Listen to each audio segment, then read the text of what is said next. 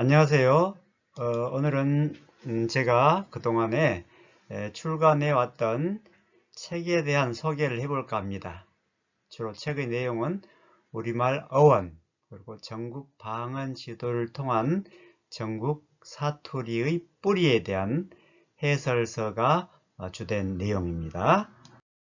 자, 첫째, 저는 이 고등학교 문학 교과서를 해냄 출판사에서 1, 2권을 이렇게 공저로 출간한 적이 있습니다. 이 책은 전국에 약 37만 명이 채택을 해서 본해도 있었습니다. 약 5년 동안을 그렇게 많은 학생들이 봤다고 하네요. 그 다음에 고전 교과서도 상당히 많은 그런 인기를 끌었던 그런 책이라고 합니다. 그리고 말의 자리라는 언어 연구, 전라도 말의 언어 연구자들끼리 공저로 역시 책을 한 3년 전에 출간한 적이 있습니다. 그 다음에 저도 또 이것도 마찬가지로 신안군청에서 의뢰를 받아서 흑산도입니다. 흑산도의 언어사전, 방언사전을 2022년도에 출간을 했습니다. 그리고 이제 본격적으로 저것은 개인 출간으로서 전라도 말이 뿌리라는 그런 책을 썼고요. 다음 전국의 방언 지도를 그려서 출간한 책이 팔도말모입니다. 이것은 2022년도에 작년에 출간한 책입니다. 그 다음 올해 2023년도에는 사라져가는 전라도 말의 뿌리라는 책을 썼는데요. 이 책은 올해의 우수 출판 선정 도서로 이렇게 출간이 되었습니다. 이것은 한국출판문화산업진흥원장이 이렇게 선정을 해 주었었는데요. 상당히 저로서는 뜻깊은 그런 행사였습니다. 참고로 말씀드리면 우리나라에 올해 나온 도서가 많이 있지만 이렇게 응모를 했다고 합니다. 3,300편 정도 응모를 해가지고 제 책은 이렇게 선정이 되었었는데 140편이 선정이 되었다고 합니다. 그래서 저로서는 굉장히 뿌듯했습니다. 참고로 아까 그 전라도 말의 뿌리와 팔도 말모이를 보시고 우리나라의 그 유명한 도올 김용옥이라는 분이 어떻게 제 책을 봤는지 저에게 이렇게 문자를 보내주셨어요. 참 깜짝 놀랐거든요. 쓰신 두 권의 책은 정말 위대한 책인데 팔도인데 팔두라고 써요. 팔도 말모이는 체제가 좋습니다. 하여튼 이 박사의 책이 대단하다 이렇게 평가를 해주셨어요. 그래서 저도 기분이 좋기는 했습니다. 그래가지고 먼저 서울에 한번 오라 그래가지고 그 통나무 출판사인 모양이에요. 우리 김용옥 선생님이 주로 출간하는 책이 약 80권 이상을 쓰셨더라고요. 그래가지고 저하고 제 책을 여기에서 한번 출판을 해봐라 이런 권유서인데 저하고 통화를 했어요. 그래가지고 서울 그 강남에가 출판사가 있다 그러더라고요. 근데 공교롭게도 제가 올라가기로 한 날 그때 비가 억수같이 쏟아져 가지고 차가 못 다닌다 그래서 다음 기회에 만나자 했었는데 아직 연락은 제가 안 해봤습니다. 하여튼 그런 적이 있습니다. 그리고 그 한겨레 칼럼니스트 유명한 분입니다. 이분이 김병익이란 분이 제 책을 또 봤나봐요. 그래가지고 칼럼에다가 이렇게 써놨어요. 팔도말모이를 찾아서 봤는데 72개의 우리말 사투리를 어형을 비교하고 뿌리를 찾는 작업을 했다. 여기에서 이제 제 것이 감기라는 단어에 곧뿌리란 말도 나오고 그런 해설을 쭉 하면서 굉장히 높이 평가를 해놨어요. 그래서 저도 기분이 좋았습니다. 참고로 이건 뭐 부끄러운 이야기입니다만은 제 책이 전라도 말의 뿌리 또 팔도 말모이 이 두 권의 책이 이게 지금 하버드대 도서관입니다. 여기가 소장이 되어 있다. 그리고 우리 딸이 이걸 찾아가지고 저에게 보내주어서 제가 알게 된 겁니다. 정말로 뭐 좀 궁금하죠. 있는지 제가 한번 언제 하버드대 도서관을 가면 한번 제가 찾아볼 그런 의향이 있습니다. 아무튼 전라도 말 뿌리는 이렇게 체제가 이렇게 되어 있습니다. 주로 하나만 소개를 해보면 내용 저는 전라남도 23개 시군을 모두 각 지역을 다니면서 이렇게 방언조사를 하고 또 현장 그 어르신들이 말을 녹음을 하면서 그 차이점과 또 특이한 점을 비교하고 정리하고 했습니다. 그래가지고 이 책을 쓰게 되었는데요. 참고로 말씀드리면 이 북감자라는 말이 항상 궁금했어요. 저는 북감자는 감자를 전라도에서는 북감자라고 전통적으로 써왔거든요. 그래서 이 북감자는 도대체 감자를 말하거든요. 왜 북감자라고 했을까? 전라도 분들이 뭐 푹석푹석해서 그랬을까? 뭐 궁금증이 풀리지 않았어요. 그런데 꾸준히 이렇게 어르신들 말을 듣고 또 어르신들 조금씩 아시는 분들이 또 있거든요. 그 현장에서는 하도 많이 쓰기 때문에 그분들도 생각을 늘 해보시는 모양이에요. 그래가지고 저에게 힌트를 주고 해서 제가 알아낸 것들이 대부분인데 아무튼 이 북감자는 보니까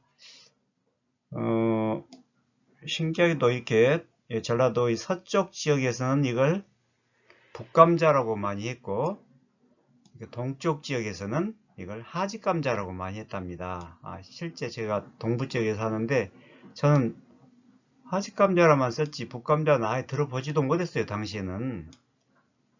나중에 어른이 되어서 이제 북감자란 말을 들었는데 그런 궁금증이 있었다는 뜻이에요. 나중에 알게 된 건데 이 북감자라는 뜻은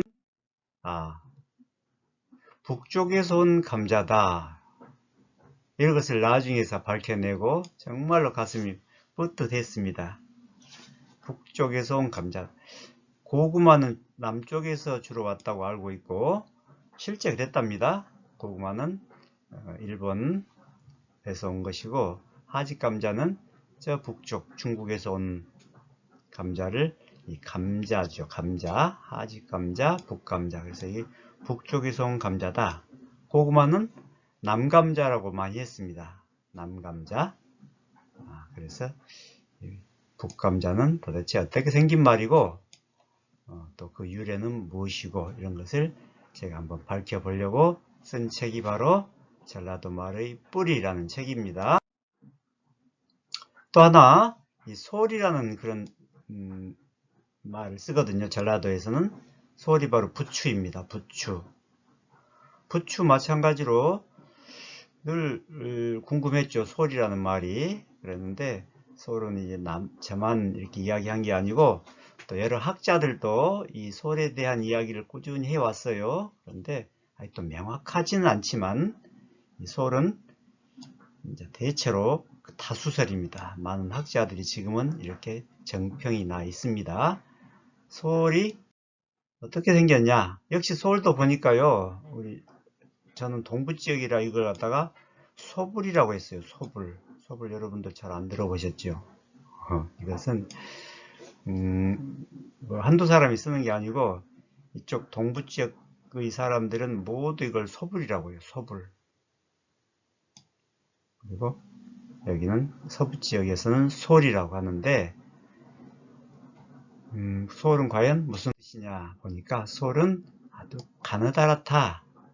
가느다란 풀이다. 이런 뜻에서 나온 말이었습니다. 솔이란 말이 여러분들 원래는 솔나무가 소나무가 된 것이고 여러분들 오솔길이란 말 알죠? 오솔길도 원래는 아주 외 따로 떨어진 뭐 이런 의미입니다. 잠깐 죄송합니다.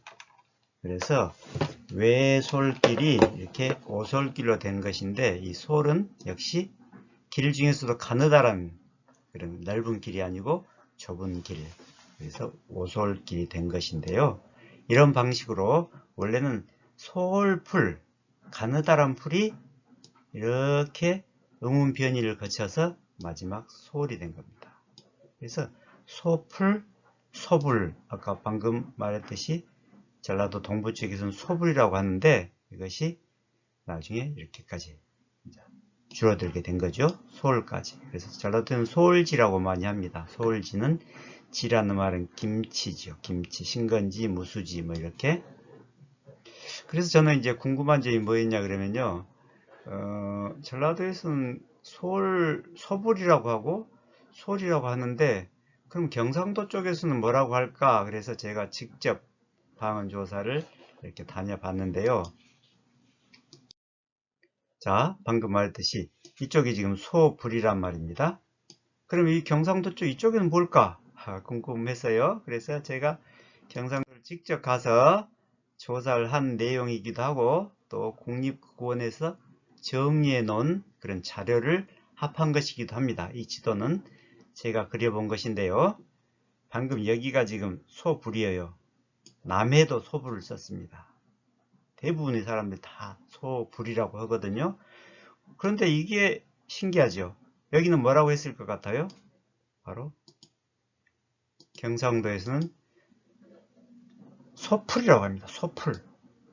소가 먹는 풀이다냐? 그런 뜻이 아니고 아까 말씀드렸듯이 소울풀에서 소울로 가는 그 과정에 있는 소울풀이 소풀로 지금 변한 그런 상태의 모습으로 보입니다. 물론 이쪽에는 지금 다 정구지입니다. 정구지. 그리고 경상도에서도 경상남도에서도 이쪽 서부 쪽에서는 모두 소풀을 써왔다는 것 여러분들 아시면 좋겠어요. 자, 우리 선조들이 써왔던 말입니다.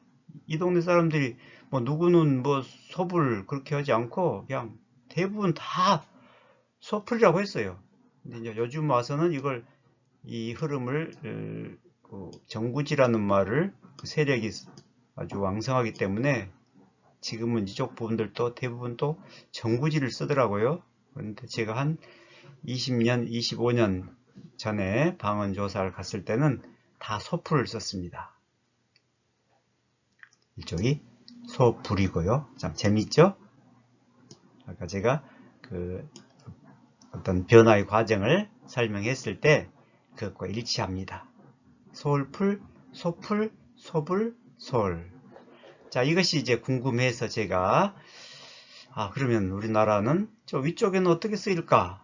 부추는 어느 지역에서 얼마만큼 쓰이고 있는 말일까? 이런 것이 궁금해서 제가 이제 한번 언어 지도를 한번 그려봤어요. 그 책이 바로 팔도 말모이라는 책입니다. 자, 저희 그 궁금증에서 시작한 것이었지만 이것을 이렇게 책을 펴내고 나니까 많은 대학들에서도 관심을 가지고 책을 사고 또 많은 그런 좋은 이야기들을 많이 들었습니다. 자, 우리나라에서 참 부끄럽지만 최초의 언어 지도를 참 일본이나 중국은 다 언어 지도가 있습니다. 그런데 우리나라는 남북 분단 되어서 참 어렵죠.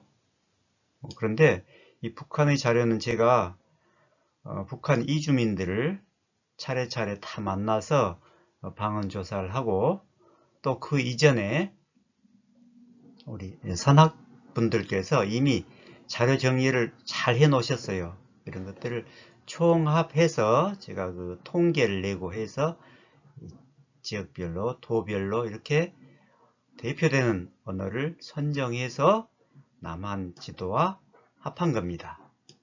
그렇게 제가 이런 아이디어를 내고 해서 우리나라 언어 지도를 가장 기초 어휘 72장을 각 지역별 그 차이점과 또 그 어원을 밝혀낸 그런 책입니다. 팔도 말모입니다. 그래서 이 책을 아까 돌 김용옥 선생님께서 그래도 높이 평가해 주셔서 저도 깜짝 놀라고 했던 그런 이야기를 말씀을 드렸는데요. 자, 이 책의 내용은 이렇게 생겼습니다. 그래서 아까 제가 말씀드린 대로 여기가 지금 소월, 소풀, 정구지 여기까지는 알았는데 전국적으로는 어떻게 쓰였느냐 이 말이에요. 또 소월은 어디까지 소리라고 했고 이런 것도 궁금하더라고요. 정구지는 또 어디까지이고 부추는 이 부분이 부추였고 함경도 쪽 이쪽에는 보도 듣도 못한 말들 쓰더라고요. 그래서 깜짝 놀랐어요. 아무튼 이 지도를 보고 그 분포도를 알게 됐고 또 그 말들은 어떻게 생겼는지 이것을 꾸준히 나름대로 연구를 해왔죠. 이걸 전문가가 아니면 이런 분포도를 찾기가 쉽지 않거든요. 사실 책으로 되어 있으면요. 책으로는 지금 정리가 잘 되어 있는데 책을 보고는 이 분포도 이것을 알기는 전문가도 쉽지 않은 일이었습니다. 그래서 제가 한눈에 볼 수 있게끔 이렇게 지도를 그린 것 이것은 상당히 획기적이었다고들 말을 합니다. 자, 표지는 아까 봤듯이 이렇게 디자인 괜찮습니까? 네. 보니까요, 봐보세요. 이게 지금 염지라는 그런 단어입니다. 여러분들 보도 듣지도 못한 분들이 많더라고요. 함경도는 대부분 다 염지라고 하고요. 이 부추를 그 다음 평안도에서는 황해도까지 부초라고 주로 많이 했고 부추라고 정확히 쓴 곳은 그렇게 많지 않고 강원도도 주로 분초라고 많이 했어요. 분초. 좀 신기하죠? 우리는 부추가 표준말이기 때문에 부추를 그냥 전국적으로 다 쓰는 줄 알았는데 실제는 이랬단 말입니다. 그런데 이것이 이제 교육을 통해서 또 대부분 다 부추라고 많이 이제 젊은 분들은 많이 하죠. 정구지는 충청북도까지 이 정구지를 쓰고 있습니다. 사실 이 정구지가 표준말이 되어야 맞다. 저는 그렇게 봅니다. 서울도 마찬가지죠. 서울도 복수 표준어로 이렇게 세력이 넓으니까 근데 충청도 쪽에서는요 이걸 절이라고 많이 합니다. 절. 충청남도 쪽에서는 그러니까 서울과 절은 같은 어원이었을 거예요. 제주도에서는 세월이라고 하는데요. 세월이도 저는 서울과 같은 어원이라고 봅니다. 세월이. 아무튼 부추는요 원래는 대부분의 학자들이 원래 구체의 부추 구자입니다. 부추라는 나물 한자어입니다. 여기에서 이것이 나중에 이런 구체에서 개업과 비읍은 이렇게 많이 우리 국어에서 넘나들거든요. 그래서 구체가 이런 변화를 거쳐서 부추가 되었을 것이다. 이 체는 상체가 상추가 되듯이 부체가 부추가 되었을 것이다. 이렇게 보는 설이 유력합니다. 그럼 정구지란 단어는 이건 확실치 않습니다만은 뭐 이렇게 말로 풀이하신 분도 있고 정을 오래 이 풀을 먹으면은 뭐 여러 가지로 그냥 몸에 좋아서 어떤 힘을 오래 지속할 수 있다. 뭐 이렇게 풀이하신 분도 이제 있지만 좀 더 유력한 그런 것도 확실치 않습니다만 전구이죠. 전이라고 있잖아요. 전을 굽다 그런 말입니다. 전을 구울 때 넣는 풀. 그래서 전구이지 이렇게 보는 그런 측면이 상당히 있습니다. 그래서 이 정구지는 아직 그 어원이 명확하지 않다 이렇게 보면 되겠어요. 그래서 전구지가 정구지가 되지 않았을까? 아까 서울풀은 그렇게 말씀드렸고 이 함경도의 염지는 부추와 쪽파의 중간 크기인 염교라는 그런 그 나물이 있어요. 그래서 이 염교가 염지로 이렇게 변하지 않았을까? 이렇게 봅니다. 이 염교라는 풀은 비슷한 말이 15세기 두시연애에도 나오는 그런 말인데요. 실제 하는 염교라는 풀이 있습니다.